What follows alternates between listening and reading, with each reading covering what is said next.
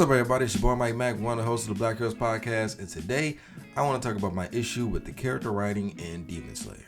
Now, to actually get started into the video, when it comes to character writing, it's not just the character having a backstory, a good fight, and possibly a good send-off or going out the badass way. We're actually talking about the things that make the character that character. So not only their personality, but period of their existence in the story. So every character has a backstory, but every character also has to have a forestory. There has to be a story building up for that character as time goes on. And I feel like with Demon Slayer, when you have a cast that's so easily likable as Demon Slayers, because I mean, let's be honest, the only character that really a lot of people had to warm up to more than likely was Zenitsu.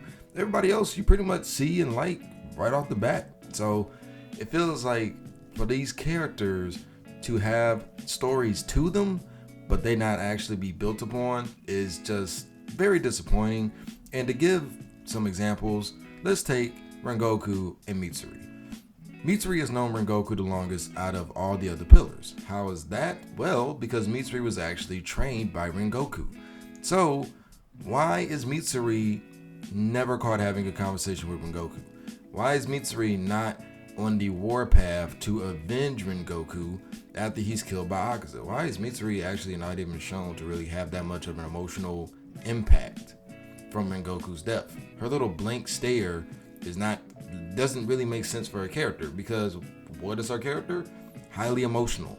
So you're telling me this highly emotional person chooses the moment that her teacher dies to want to shell up and be hard on her emotions? Like, no, this is the moment where I be stone-faced about somebody who I care about dying. She doesn't visit Rengoku's family, who she does know. And if you think I'm making this up, I'm not. Actually, in the spin-off series, it's actually shown that Mitsuri was trained by Rengoku. She knows his family, and she was also there when he killed the Lower Moon to become a pillar. So for her to just kind of be left out in the Wonderland and never even mention him, never be happy to see his hilt be put on Tanjiro's sword, it just doesn't make sense to me that would be the case for someone like Mitsuri, who is obviously super emotional. So don't like that. Another example to give would be the relationship between Shinobu and Gyomei Himejima. Shinobu was actually saved by Gyomei when she was a child. Her and Kane their family was attacked and killed by a demon. Gyomei saved them, and he actually took them in and was helping to raise them. He actually refused to let them become Demon Slayers just because he didn't want to see them die in battle, but they still went off to get secretly trained, and he eventually gave his blessing for them to go take the Demon Slayer test.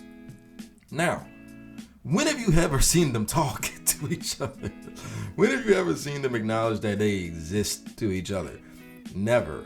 You know what I mean? So it's weird. And just the fact that you have these two characters that have known each other for so long and they don't have any interaction, to me that is a big fat bowl of disappointment when it comes to character writing, because this is very important for not only Shinobu's character but Gyomei's character. And for someone like Gyomei, who really didn't have a moment in the story until the end of it, it's just kind of like, it makes his character fall flat to me. Because yes, it's cool that he had a badass battle in the final arc. It's cool that, he actually got to prove, yes, he is the strongest Demon Slayer of this generation. But that's not what I'm looking for a character. I'm looking for more things. And to give an example of this, Tengen greatly surprised me with how interesting of a character he was, because out the facade of him being this like ultra cocky, ultra arrogant person, he was actually somebody who was very much selfless. He was ready to sacrifice himself for the people and his wives, and he wanted to make sure Tanjiro and the rest actually make it so he can hinge everything on their future. He does not see himself as that strong just due to the fact that a bunch of people died and he eventually got the position of a pillar.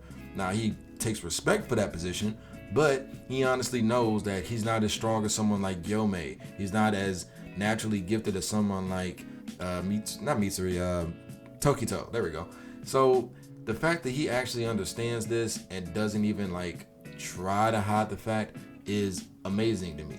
So that's where you have good character writing. But for someone like Tengen, we should have had a bit more, just due to the fact that we know that he has a brother who is honestly kind of ruthless with the shinobi, and yet we don't get any expanding upon that, because after Tengen's arc, he has no more use in the story. So that's why I say I'm a little bit sad with the character writing in Demon Slayer. I feel like these characters have enough to where they should have been able to be expounded upon, and it should have been so much more to them aside from just the cool battles and the little bits of information that we get about them.